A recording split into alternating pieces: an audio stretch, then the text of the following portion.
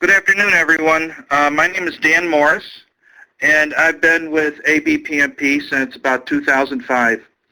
In the time, I've served on the Chicago board and on the international board. And most recently, I've had the privilege of leading a group of great people in rewriting the CBOK to produce the current version. Now, a couple words on the current version. Certainly, it took a while for us to write. We had over 25 people involved between writing and reviewing the information. And what we really were very careful of is to make sure that all of the information in the CBOK was fully vetted so that it represented more than a single person's point of view. It represented a collaborative effort of leading experts in the field, all of whom are practitioners and all of whom were CBPP certified. Now, we're holding a series of seminars. This is the second in a monthly series that will each address a specific chapter in the CBOK. We are fortunate enough to have these sessions presented by the authors. And our intention is to provide the attendees with insights into the author's perspectives and experiences so that everyone can help, everyone, I should say, better understand the information that's contained in the various chapters. Now, before we move on, and I have the privilege of introducing Dennis, I'd like to go over a couple of housekeeping points. First of all, please leave your questions till the end of the session. We'll be leaving time for them. And secondly, the questions at that point at the end will be controlled by Jessica Gill, who is part of the ABPMP support group. Please keep your phones on mute so that we don't have a lot of background noise happening. And if you provide Jessica with your contact information, we'll be happy to individually address any questions that we may not have an opportunity to get to at the end of the question session.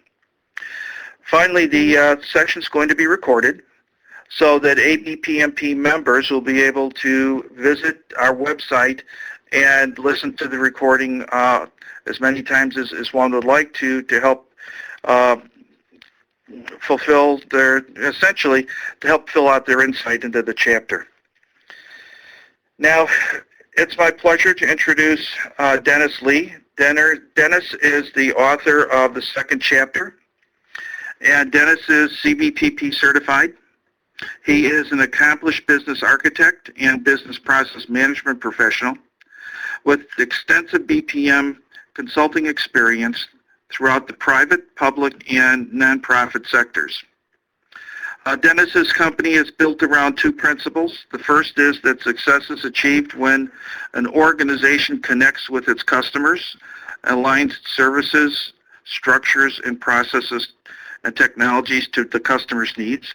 And secondly, the business systems shouldn't be implemented and finished. It's really the first step in continuous improvement cycle to maximize their value over time. Dennis holds a Master's of Industrial Technology and a Master's in Business Administration with a focus on organizational behavior. Dennis is on the board of ABPMP, and he has been since March 2009.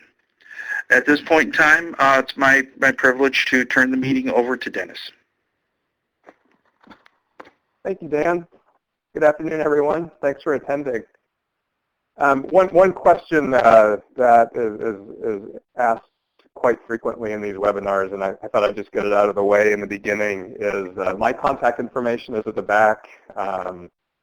Dan mentioned that we'll be posting the webinar in the members section. My slides are also available to anyone who would like them afterwards. You can either contact me directly or you can contact Ewald. So that's the housekeeping. My intention when I sat down to write this chapter was really to provide a very, very high-level definition of business process management as a management discipline and to try to lay out some really just foundational, fundamental concepts and best practices upon which the remaining chapters in the CBOK were written. We're back on. This first slide that I'll go over is really just a high-level definition of what business process management is. And the premise here is that BPM, it really is truly a management discipline. And the premise is that BPM as a management discipline encourages organizations to look at and to view. They keep changing. But business process management is a management discipline. The premise here is that we're encouraging organizations to look at, to view their business processes as assets and treat them as such. And the premise really is that through proactive, focused, disciplined management of business processes as assets, that organizational objectives are going to be achieved. So there's a lot behind management discipline and those two words. And first and foremost, investment in and success in putting in place business process management concepts and best practices. It really takes a concerted effort that requires support from executive leadership through management all the way through operations staff. Dan mentioned in the beginning, I've spent the vast majority of my career as a consultant, and you know, a lot of times I'll come into an organization and I'll be hired by leadership or a specific leader or a leadership team. And, you know, one of the very first hurdles that very often we have to kind of get across is there's this assumption or this perspective that, well, we're going to put in place business process management discipline, and that's something that you're going to work with my operations staff with and on. That the expectation is that somehow operations managers and operations staff are responsible for managing business processes, and that's actually really just not the way it works. Successfully implemented business process management as a management discipline, it really requires a fairly significant leadership and cultural investment to really fundamentally changing the way the organization views and treats their business processes. All of that having been said, it is a management discipline, and what's implied by discipline is that it's not a prescribed methodology. It really is a set of concepts and best practices that guide organizations in putting together their own methods, their own sets of tools most pertinent and most suitable for that particular culture and those particular needs. So what I'm saying there, and really what the common body of knowledge does, is we attempt to put together those concepts, those best practices that leadership teams can look forward to say, okay, this is the business process management discipline, and to guide them in putting their own methods and tools in place.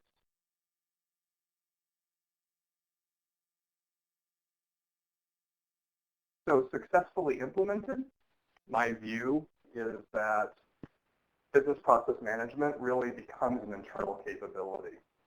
When organizations invest, when organizations are able to put in place those business process management concepts and best practices, they have the ability to do these things.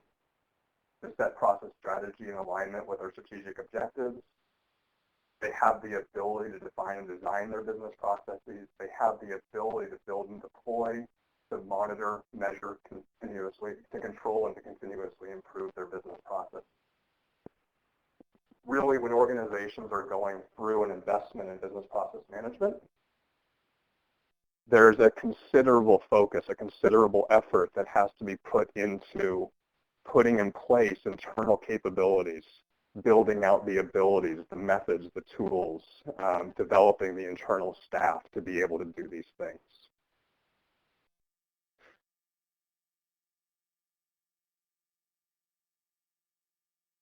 So coming off of a high-level definition of what business process management is as a management discipline, business process management and the requirement to invest in the development of internal capabilities, I wanted to come down a couple of steps and really put out a definition of what a business process is.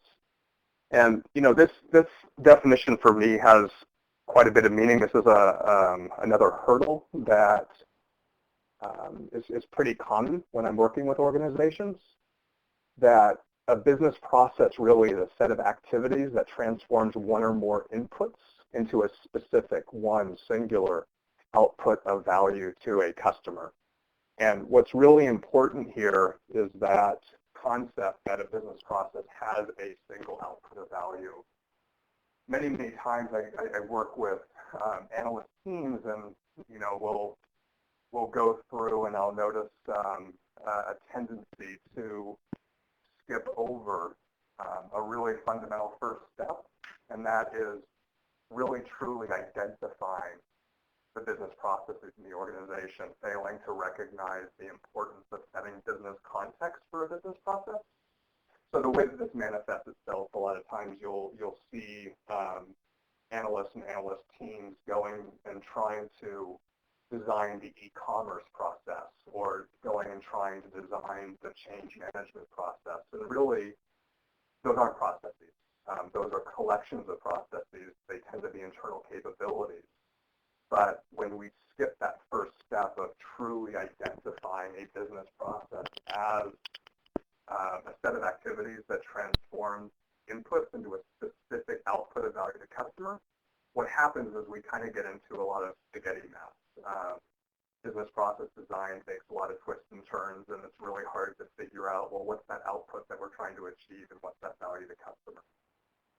So this definition of a business process came from Ericsson Pinker. It might be,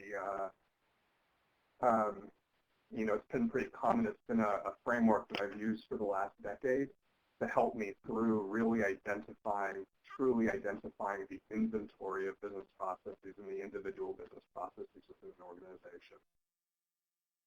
What we've established in the definition is that a business process has an output, a single output of value that it provides to a customer. That a business process is going to take one or more inputs that will be consumed by that business process in order to provide that value to customer. That a business process can be characterized by a triggering event. Sometimes the input and the triggering event are the same. The triggering event is the receipt of an input, but oftentimes the triggering event actually is not the same as the receipt of an input. The triggering event could be a timer event, for example. Business process can be characterized by a resulting event, a supply, which is a resource which is used but not necessarily consumed or transformed by the process. So, the example might be a business process called drill plate. An input could be a plate with no holes. The output of value, a plate with holes in it for some downstream assembly organization. If the input is a plate, a supply here would be the drill press. We would hope that the drill press is not consumed through execution of the business process, but it's a resource used in the development in the transformation of a plate with no holes into a plate with holes in it. In the business world, if these are services, I think about supplies as information systems. Information systems, whether it be a functional application or a cross-functional business process management application that supports the execution of a process, that would take an input like a request for a service and transform that into a series of activities, the delivery of service to a customer.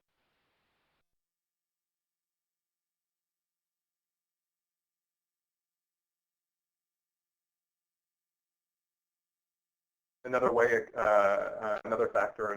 that we identify and characterize business processes is by controls. These could be external regulations, internal policies, internal procedures. Back to our drill press example, a control might be the specification where holes are drilled in that plate. And finally, goals. Our business processes are designed, they're put together in order to achieve goals. Back to our drill plate example, this might be number of plates drilled per minute. Back into the business world, we have goals around customer satisfaction, or should have goals around customer satisfaction, time-based efficiency, reduction or maintenance of operational costs, et cetera, et cetera. So really the point and the key takeaway from this slide is that it's really critically important to encourage within an organization a definition and an ability to really truly identify the portfolio of business processes that we aim to put under management, to put under control, and to continuously improve. And a lot of efforts really go sideways very, very quickly when we skip that very first initial step of really identifying and truly setting the business context of the business processes that we hope to manage, adapt them.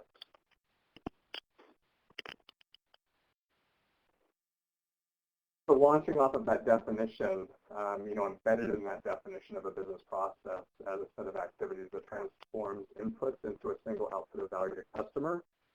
The next tricky concept sometimes is really just what is a customer?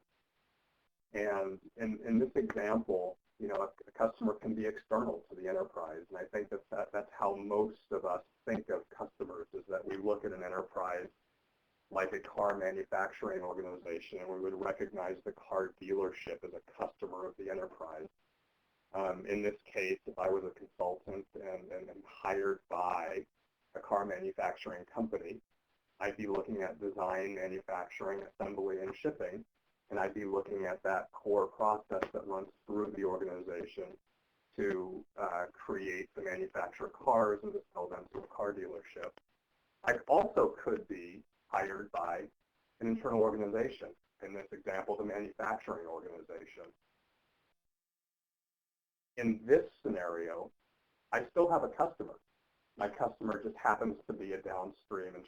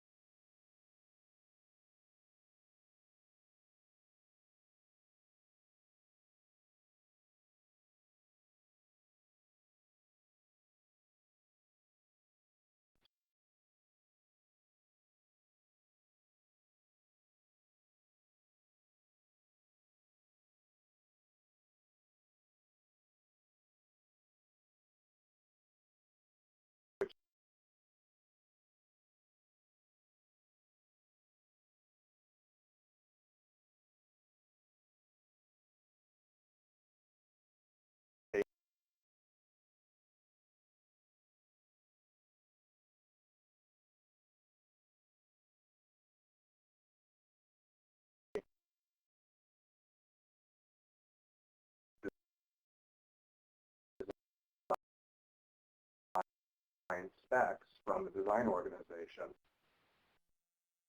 and putting out engines and chassis and transmissions towards the assembly organization.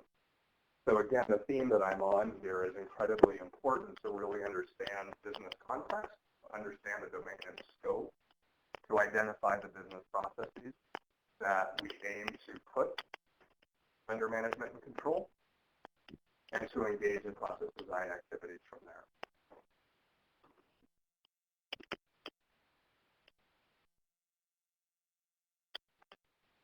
So the next high-level concept that I want to hit is that we tend to manage our business processes in closed-loop life cycles. In no way am I trying to imply that plan, do, check, act is synonymous with business process management. We established in the first slide that business process management is not characterized by any specific methodology, and so that's not the point that I'm trying to make here. The point is that processes have life cycles, and that we tend to want to manage our processes in a closed loop life cycle to really maximize and optimize the value that we get out of our processes. So the ability to set process strategy in alignment with objectives, the ability to define and design our processes. The first step in a closed loop life cycle is a set of planning activities where we can look at strategic objectives, we can look at the direction in which the organization is going, and we can ensure our process architecture, the identification of our business processes, the design of our business processes is optimized and aligned with those strategic objectives.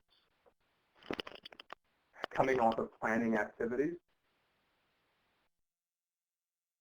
the next phase in the life cycle is deploying processes per that planned phase and committing them to operation. So in this set of activities, processes can be deployed in a lot of different ways. Process design can manifest itself in deployment through operating procedures within business functions. We can deploy processes supported by functional applications, and we can commit the organization to processes and automation through commercial business process management systems. So the set of deploy activities in the do phase, really that enables our ability to build, deploy processes, commit them to operations. Full life cycle business process management extends beyond process deployment and really gets into our ability to monitor, to measure, to analyze process quality and performance against those expectations that we set in the plan phase. So if the premise of business process management is managing business processes as assets such that strategic objectives can be achieved, it's really important to view a business process management discipline, the implementation of a business process management discipline, beyond just process deployment, and to really establish those mechanisms by which we can measure, monitor, and analyze process quality and performance post-deployment.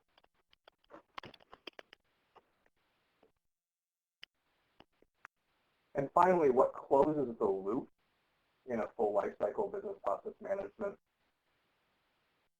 discipline is the act phase, where if we are taking time to monitor, if we're taking time to measure, if we're taking time to pick up feedback through process execution, that we're able to bring that feedback back in and either resolve incidents, breaches through process execution, breaches in service or product delivery, and also to identify future state improvements, opportunities to build improvements into our processes going forward.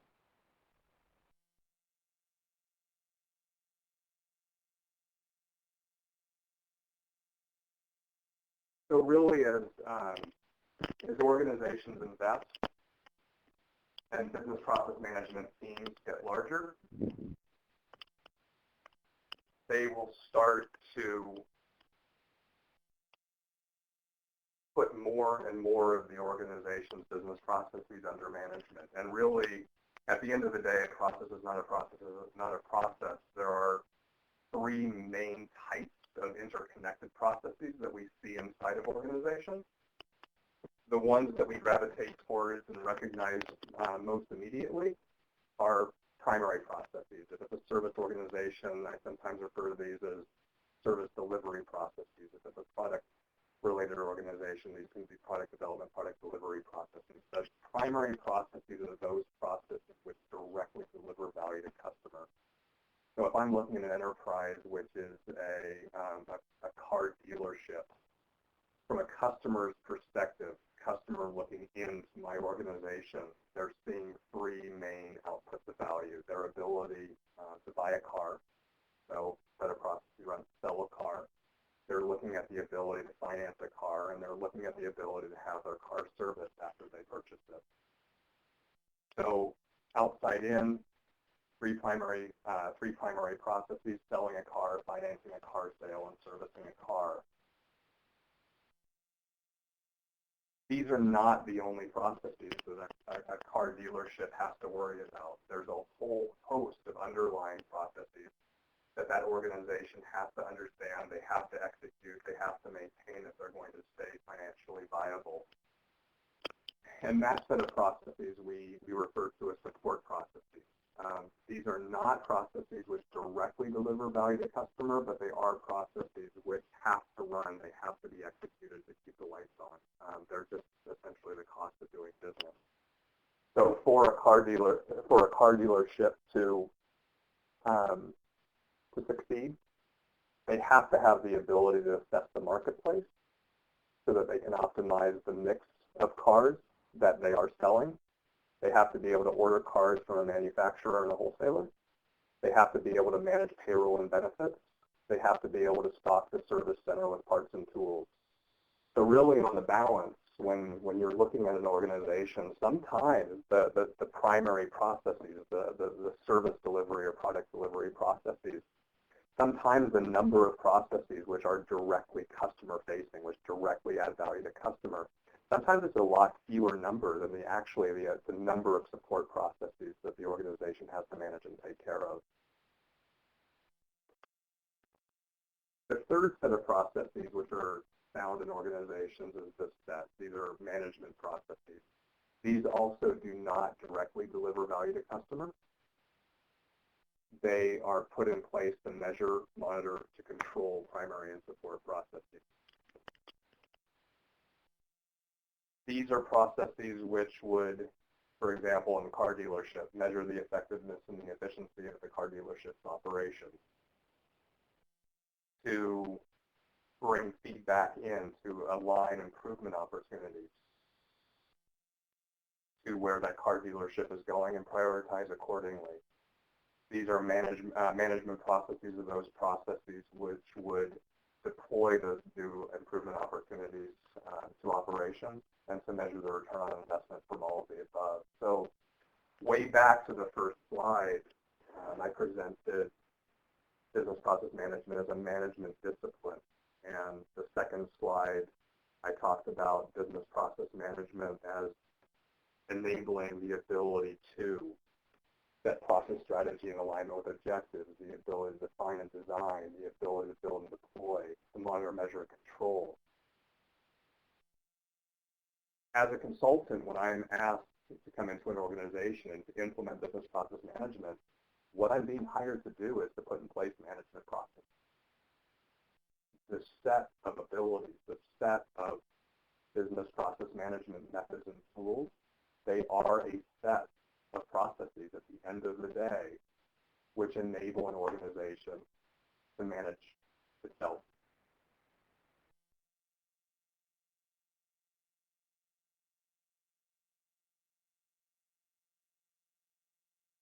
So with large portfolios of business processes under management, a lot of times organizations will start very small with a business process management team, a business process management center of excellence. Fast forward, business process management team, the center of excellence is successful.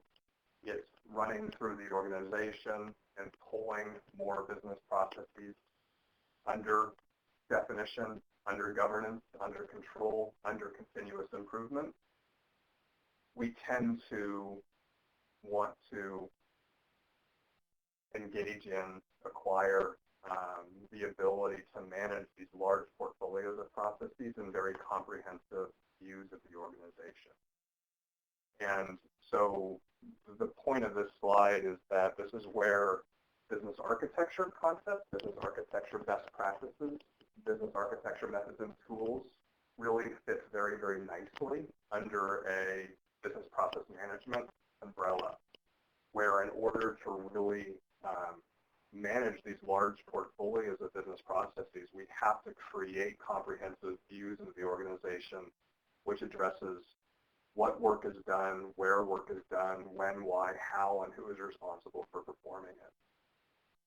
That if that set of processes in the center of that business operating model are those vehicles by which we deliver value to customers, there's a lot of them. There's a lot of primary processes. There's a number of support processes executed by people, supported by information technology, supported by business partners and suppliers. And so really what business process management becomes is business operating models influenced by business drivers, aligned to strategic objectives, influenced by customer feedback, influenced by operational performance, that informs a new and improved future state business operating model.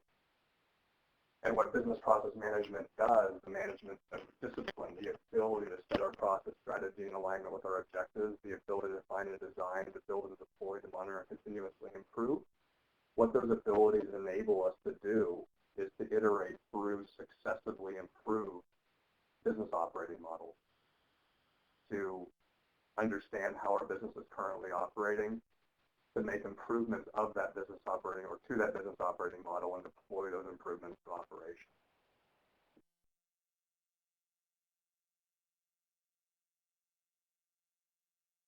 So through all of this, and in order to do all of this, really what business process management is focused on is coordination across business functions. And this is another really kind of a key point and a large hurdle. When I started my career, I noticed that I had a lot of trouble really being able to communicate and be able to convince that business process management is not a replacement, not competition with traditional functional management structures. And it's not, and it shouldn't be. From my perspective, we perfected functional management over the past 100 years, and we've gotten very good at managing through functions. A lot of our governance structures, a lot of our internal policies and procedures are really aligned towards managing work through business functions. What business process management encourages us to do is to recognize our customer and to understand that the value that we deliver to our customer most often demands involvement from multiple business functions within the organization. So what business process management concepts, best practices really encourages us to do is to get very good at coordinating work across business functions. So I don't think the environment has changed. When I started my career, like I said, I had a lot of trouble communicating. I had a lot of trouble convincing that business process management is not competition with. In fact, it should be there to enhance and to really help functional managers by maintaining the integrity of functional management, but really helping functional managers improve communication in between and within functions.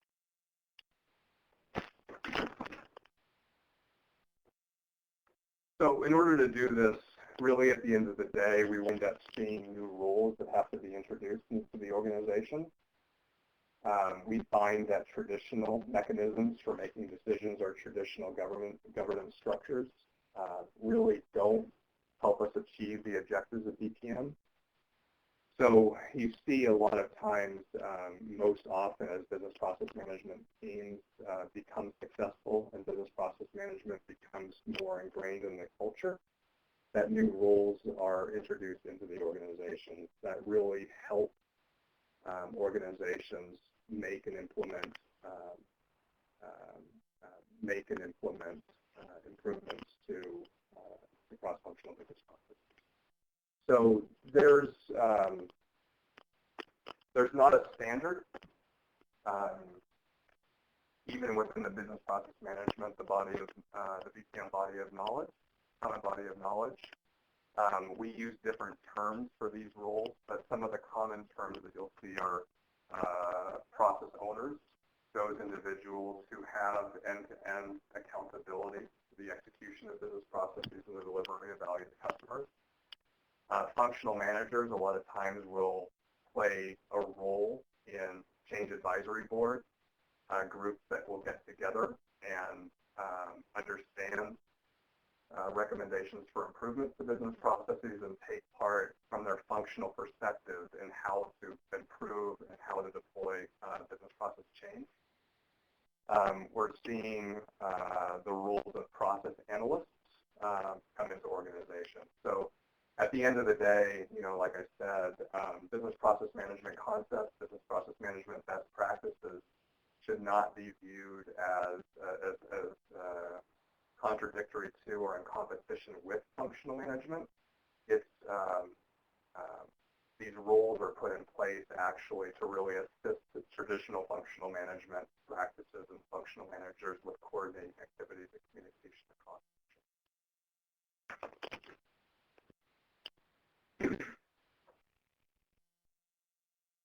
I've mentioned a couple of times that a lot of times the introduction of BPM concepts and best practices start with a COE model, a Center of Excellence model, where you'll have a team within an organization focused on a part of the organization, and those teams with success, they grow from there.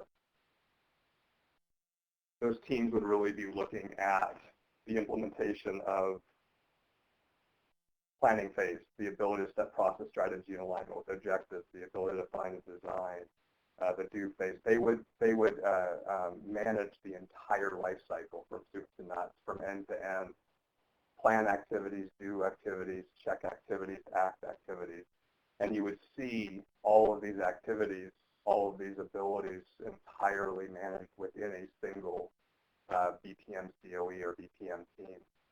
As that team becomes successful and as the scope of that team becomes broader and broader, what you'll see is those activities distributed. You'll see the BPM COE, the single team, which assumes responsibility for all phases of a BPM lifecycle. You'll see those functions distributed, into organizations that might already exist. So really, the plan phase activities are synonymous with strategic planning, traditional enterprise architecture, and transformation planning. Do phase activities with portfolio management and project execution, both execution and deployment of business processes through business and technology projects.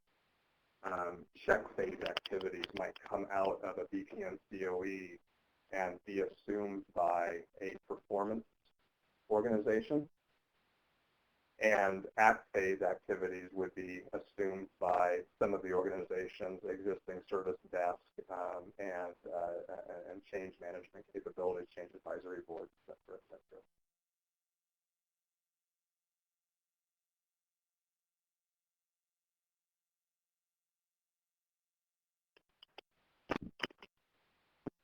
This next concept that I wanted to cover is really just the introduction of a BPM maturity curve.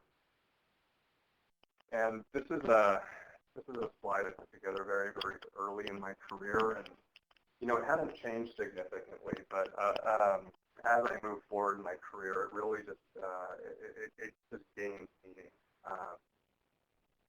What I tend to see is in the vast majority of the organizations that I'm asked to come into,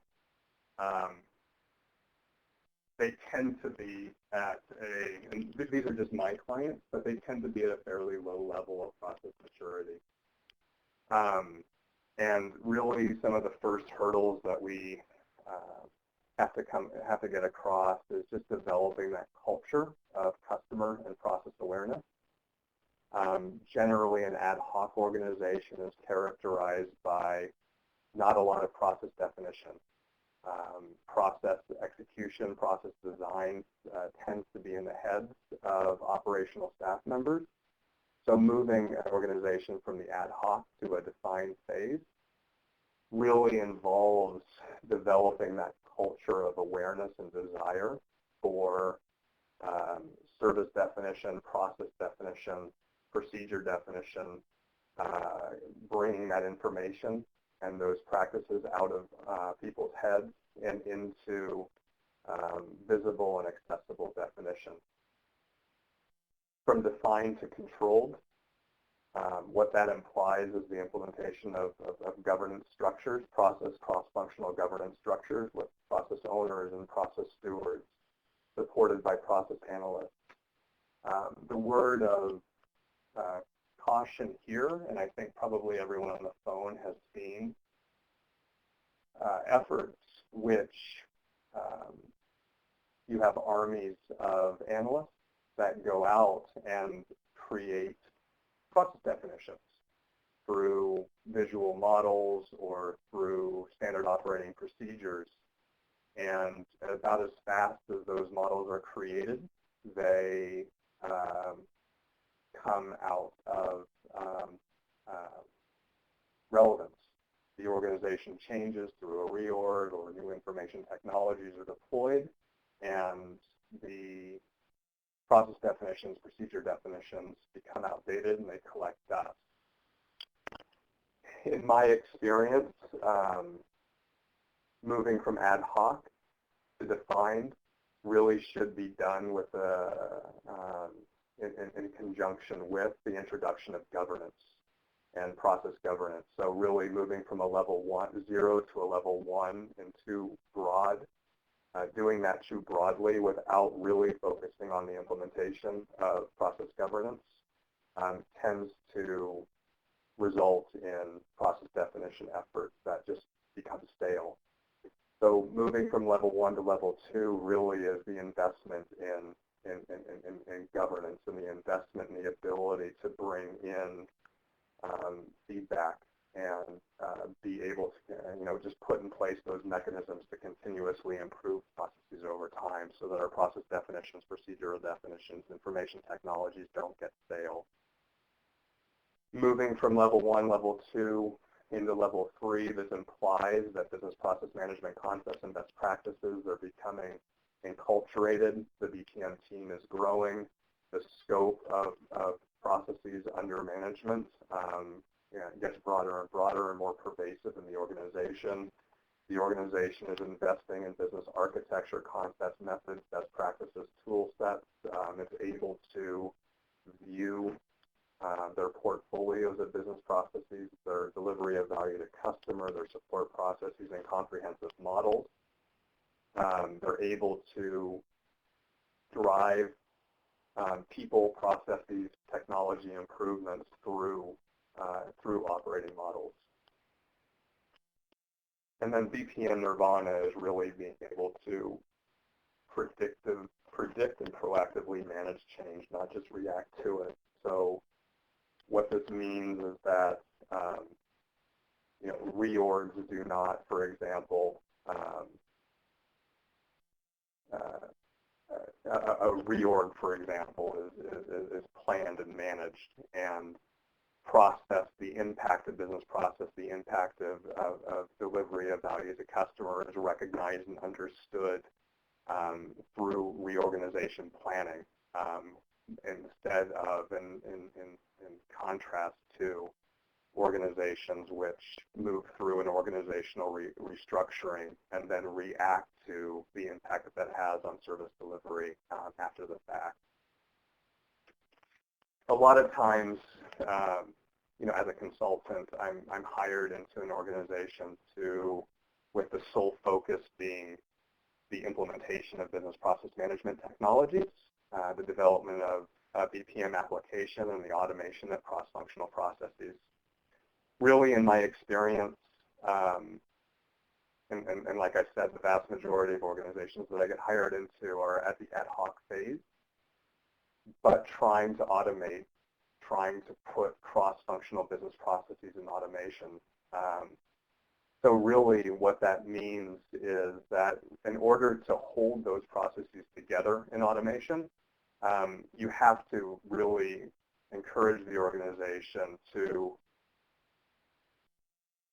invest in process definition, invest in process governance, define to control, so that that portfolio, that scope of processes that you're putting in automation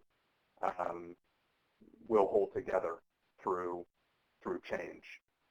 Organizations that invest in process automation without investing in focused, disciplined process design, process definition, and process governance, what tends to happen is that uncontrolled change really significantly impacts those BPM applications, and it results in non-successful engagements at the end of the day.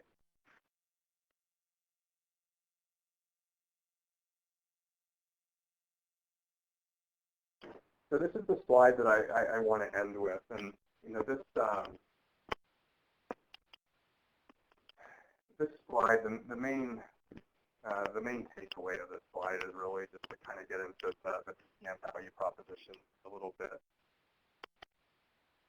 When I started my career, and when we read the 80 to 100,000 foot views and explanation of business process management as a management discipline, at least I did, and we all kind of focus on the cliche, well, what's the value of business process management? What do you get out of it? Well, improved customer satisfaction, improved operational efficiency, improved cycle time, reduction of operating costs. And, as I went through my career and I was getting better and better at articulating the value, influencing leadership and management in investing, what I kind of got to thinking about was, well, why do we do anything in an organization that doesn't increase customer satisfaction? Why do we do anything that doesn't reduce cycle time or reduce operating costs? What's the differentiator? Why business process management versus any other technology or business project? All project managers, all efforts really are selling improved customer satisfaction, reduced cycle time efficiency, and reduced operating costs. So what is it really about business process management? What is the value proposition? How do you get, what are we selling here? What are we trying to put in place? And so it really kind of dawned on me that, well, business process management as a management discipline, it really is there to encourage management teams, executive teams, to recognize their customers and to recognize the value that their organization provides to customers. So if a manager, if an executive team is going to invest in a new organization, a business process management center, a business process management team, who are the customers? And what's the value that team or organization is going to provide? So while we might get customer satisfaction, while we might get improved cycle time efficiency, while we might get a reduction of operating costs from management of our business processes, the vehicle through which we're doing that is the services and the products that we provide. So as a business process management team, as a BPM COE, these are customers. And our customers tend to be organizational leadership, organizational managers. What are the things that we provide? What are our products and services? Well, we help the organization. We should help the organization put in place customer-facing service catalogs, clear value proposition for the larger organization. We should be helping managers and executives put together 3 to 5 year views of our services service delivery processes and our internal capabilities. How are we going to improve these services and service delivery processes and support processes over time? How do we align them with our strategic objectives? How are we going to make the organization run more effectively and more efficiently?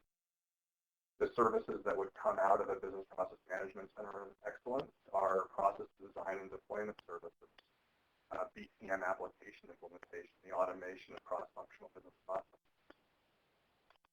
A lot of times, BPM centers will develop internal capabilities, helping functional managers stabilize and optimize their function. BPM teams will put together process architectures, views into how the organization manages cross-functionally, and help functional managers understand how their function contributes value to the overarching business process. Help functional managers identify and define internal procedures. BPM teams will put together service and process performance dashboards and help the organization engage in service support, process improvement over time. So as I kind of gone on in my career, I've really shied away from, talking about business process management in terms of, well, we do this to create happy customers, or we do this to create reduce cycle time efficiency, or we do this to reduce operating costs. Those are things that I measure. Those are the things that I really encourage the organization to measure to validate the return on investment that it's getting from a BPM Center of Excellence. But the things that I really drive home is that we are an organization, we are a team, we are a discipline, we are a function. A lot of times within an organization, these are the products and services that we provide. And if you as a management team, if you as an executive team invest in these products and services that would come out of our organization, the benefits that you get then are the customer satisfaction, the reduced operating costs, et cetera, that you're really looking for. So that's my final slide. I wanted to open it up at this point to see if anyone has any questions.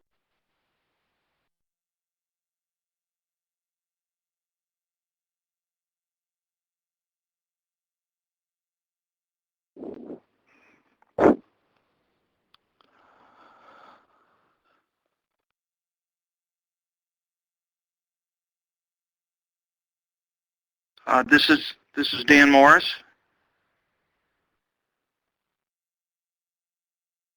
Hi, Dan. Hi.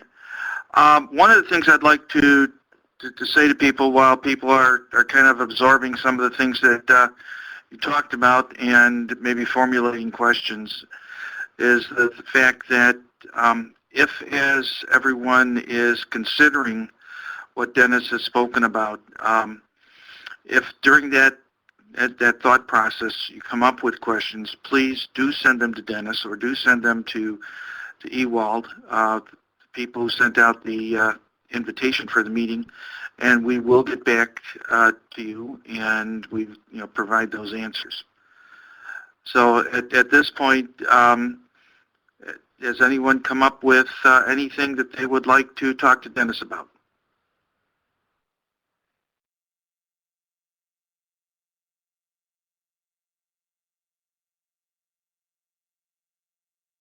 This is Jessica. Dan, did you see the questions over there in the Q&A pod?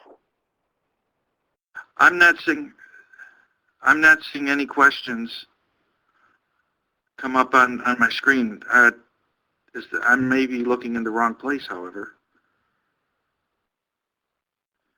I see one from...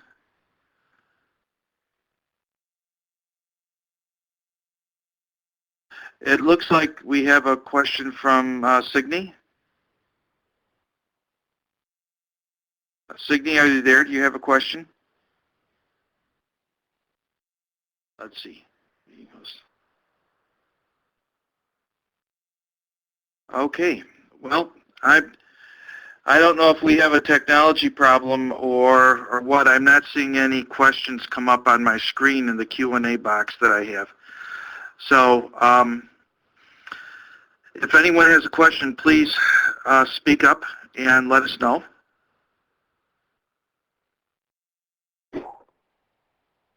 Okay, let's see. Main question. How would you advise proceeding in an organization that is at the ad hoc level, but senior management does not see value in defining since they feel that slow bit, Yeah. No, feel that I understand that question. Yeah, so I've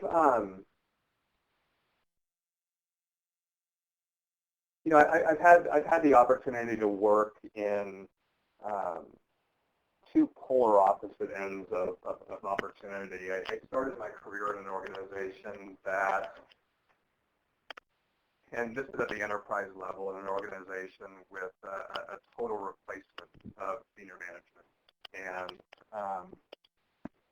And really what this organization needed to do was transition from a very, very ad hoc, revenue-focused organization into a very cost-focused organization. And you know, when I came into this company, it was the senior management was entirely replaced with a management team that had already been through a number of successful business process management implementations. That's pretty rare. Where I started more commonly for me, I come into organizations with senior management teams that have been there for a long, long time, and for one reason or another, the organization has to go through a large transition, whether it be from revenue focused to cost focused or whatever it happens to be. They're losing customer satisfaction. You know, ad hoc organizations, a lot of times, and I think to answer your question, how do you proceed with a management team that doesn't recognize the value? Don't feed the fire. Really look for those opportunities to demonstrate the value that a business process management team, business process management concepts and best practices can provide. It's why I ended with that last slide. Really focus on what are the products, what are the services that you provide.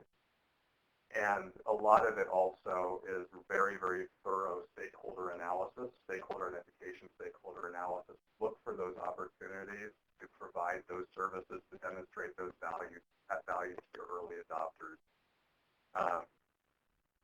Sometimes you don't have a choice. Sometimes your executive team is pointing you towards a problem.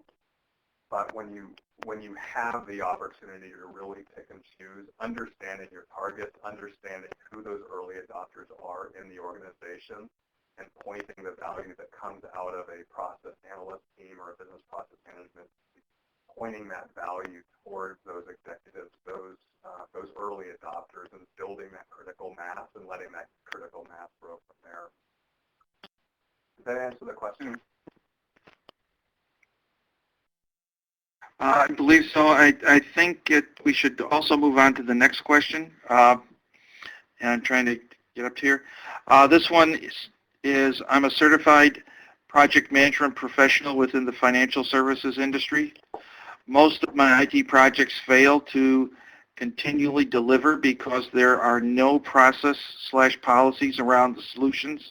What do you advise? Yeah, that's one of the reasons, if I understand that question correctly, that's one of the reasons why I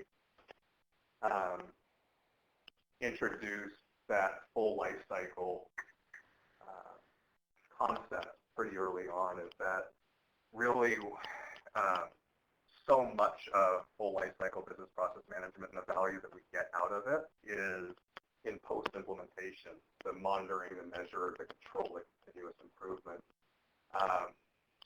My experience in working with and developing analysts internal to organizations, especially as ad hoc organizations, is that when I'm in a project mindset, a project has a finite start and a finite stop. It usually has dedicated teams. My objective is deploying information technologies out to the environment.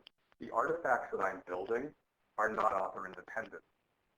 An analyst will create process definitions, but if the author of that process definition leaves, there's no context. It becomes fairly meaningless. So if I can encourage a business process management team, if I can encourage the discipline in creating process artifacts, which are author independent, they truly answer what, where, when, who, and why, and how work is done, that an author of those artifacts can step away, that's when my artifacts actually become true assets, and I can start managing them as assets.